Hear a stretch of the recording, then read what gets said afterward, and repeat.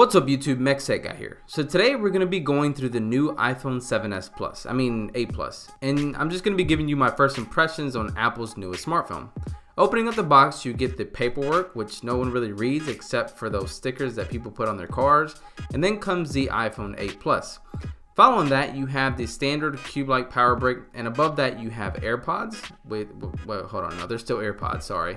And you get an adapter since there's no headphone jack on the phone, and lastly you get the lightning cable. So anyways, now that the accessories are out of the way, let's go ahead and jump into the device. My first impressions straight out of the box were this is an iPhone 7s, like all jokes aside, and I especially felt this way compared to the jet black 7 Plus from last year. Like literally you cannot tell them apart from a glance, but obviously taking a closer look, you can spot the few differences, such as the fact that the back is now made out of glass, which we'll get into why in just a few. Physically put side by side, everything is still in the same place, so it's pretty safe to say that any case you had for your 7 should work on this phone. On the left of the phone, you still have the volume rockers and the ringer switch, and to the right you still have the power button and the SIM card tray. On the bottom you have the lightning port and a bottom facing speaker, but no headphone jack. To the front you still have an IPS 5.5 inch display with a resolution of 1920 by 1080, a front facing speaker above the screen, and to the bottom is your fingerprint sensor for Touch ID. So as you can tell, nothing different than what we've seen in the past. One thing that has changed but is not visible without dismantling the phone are the inside. Powering the 8 Plus, you have the new A11 Bionic chip along with 3 gigs of RAM and a storage capacity of 64 or 256 gigs. My initial impressions on the performance were really positive. The phone really felt quick, animations were snappy, and just everything about it felt speedy. I haven't used the phone to its fullest potential,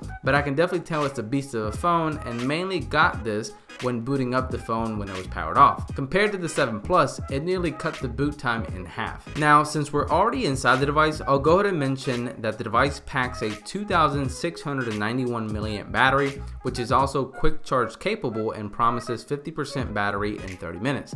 However, you don't get the fast charging power brick in the box. You do have to go buy that separately from Apple, but that's just a different story. In addition, the main reason why the back of the phone is made out of glass is because both models now can wirelessly charge. Any form of Qi wireless chargers can charge the device, which is awesome news. Nothing new, but definitely new to the Apple ecosystem. Now moving on to the back of the phone, you might not see much difference, but there are a few improvements to the camera department. The rear camera is nearly identical to the 7 Plus other than a few software improvements. You still get a dual 12 megapixel system, with one being your main f1.8 lens and the other being the telephoto lens with an aperture of f2.2. From the short time I've spent with it, the camera has definitely improved in terms of quality, and portrait mode has improved ever so slightly. You also have a feature called portrait lighting, which essentially mimics studio-like lighting to your shots. Now besides this, you still get OIS in your main camera, but not in both lenses, but your video shots are a lot more steady except when you decide to zoom in.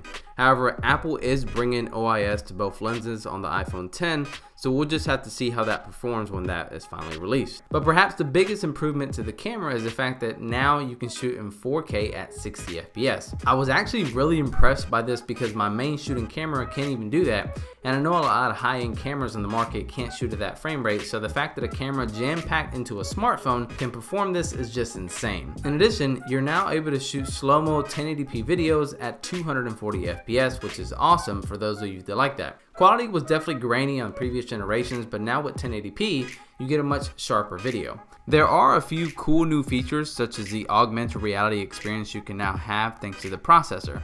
AR is pretty cool, and some of the games I played were really fun. This is a slightly less isolated way of playing VR games, but the few games that I have tested so far do a really good job about implementing augmented reality. Besides this, the only other noticeable feature is the ability to now set your display with a more true-to-life color representation called True Tone Display. However, personally, I feel like this is simply a way to warm up colors on your display. Overall, you're still getting relatively the same phone as last year. You still get IP67 water and dust resistance, you still have stereo speakers which are slightly louder, same design for the most part, and if you're looking for any differences, they're all inside except for the glass back, of course. The colors are relatively the same as last year, ranging from silver to gold to black, but you can definitely tell that there's a much glossier finish due to the glass back. I haven't spent very much time, but I can say that the speed of this device is insane, and the camera has maybe not physically changed, but internally it has gotten a lot better. Let me know what you guys think in the comments below, and don't forget to subscribe, like, and share to stay up to date on my uploads. Catch you guys in the next one. Later.